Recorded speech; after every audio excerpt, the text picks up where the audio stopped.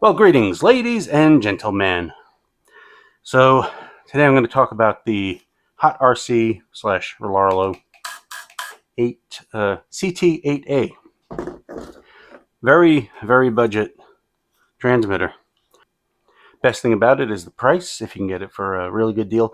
I think on Amazon they're going for 50 or 60 bucks, which is good for an 8-channel transmitter. If you don't have an 8-channel or you want something on the side, great. I kind of spoke bad about it in my last video, I think, and I said, yeah, it just doesn't have 4-way steering, which it does not. I checked. I went on their YouTube page. It said, oh, steering mixes. Mixes, awesome. But you can't program which servos you want to mix with them. So that's a big bummer.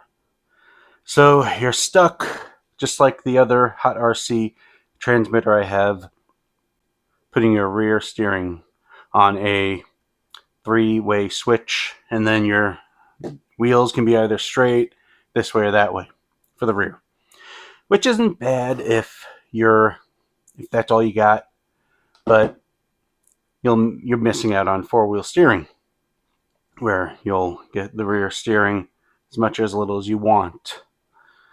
But that's the breaks of a budget transmitter until anyone out there, can do firmware like they did the cheap Fly Sky 3-channel, and that guy was awesome.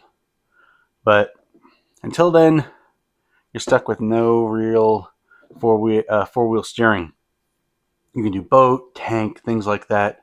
I thought of all that. Not car rear wheel steer.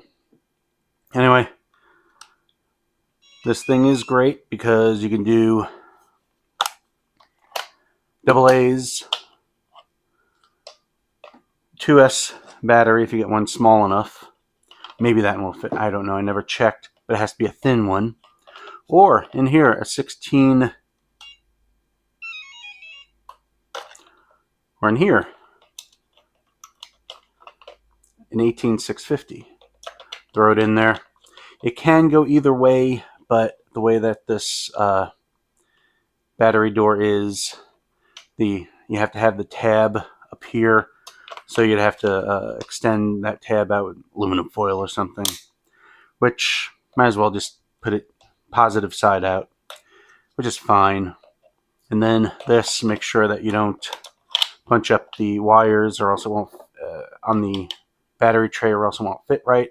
I have the 18650 in there, keep my battery tray in there just in case anything.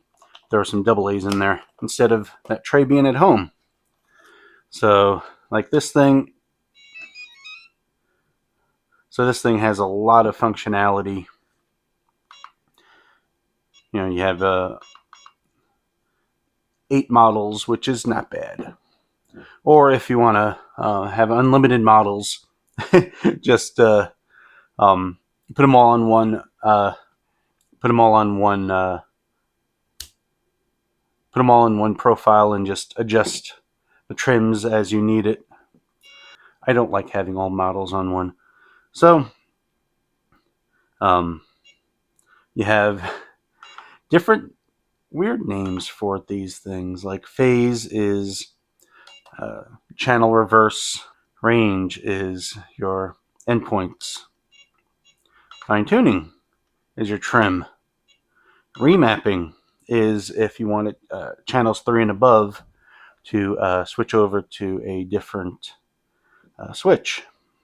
If you don't want SWA on channel 3, you can just switch it over, etc., etc.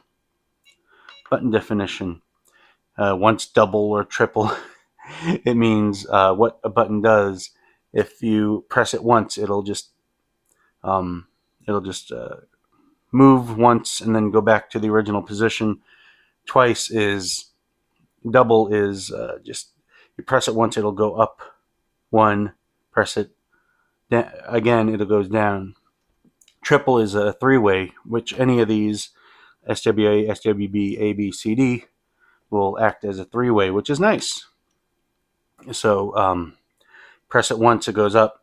Press it down, goes back to middle. Press it again, goes down. Press it again, goes back to middle. Things like that. Now, your direction is your mixing, which tank, boat, car, things like that. Program for AB and all that, which isn't bad. You have to go through this thing and just familiarize with their terminology, which is okay, which could be worse. Anyway, I tested it out on my Sand Viper, my original Sand Viper, the oldest RC that I have. My back in black RC Sand Viper, which I found an eBayer that was selling these original Sand Viper wheels. Awesome, for like 15 bucks for all of them. Yeah, since they stopped selling the front, I believe. Yeah, give it to me. And the good thing about this, good thing about this radio is that you can set it to for battery voltage itself. You don't need a separate sensor. It's built in. Awesome. Or your Rlaarlo receivers have gyros built in. The Hotrc ones that come with these do not. They sell them separately. Not bad. And I tried it out on this thing, and works great. For a budget receiver, you can't get any much better than this that I could find. So here's some footage of me thrashing this around on a little 1500 milliamp battery. Brings me back to the days of the NiCads, where 10-15 minutes, that was it.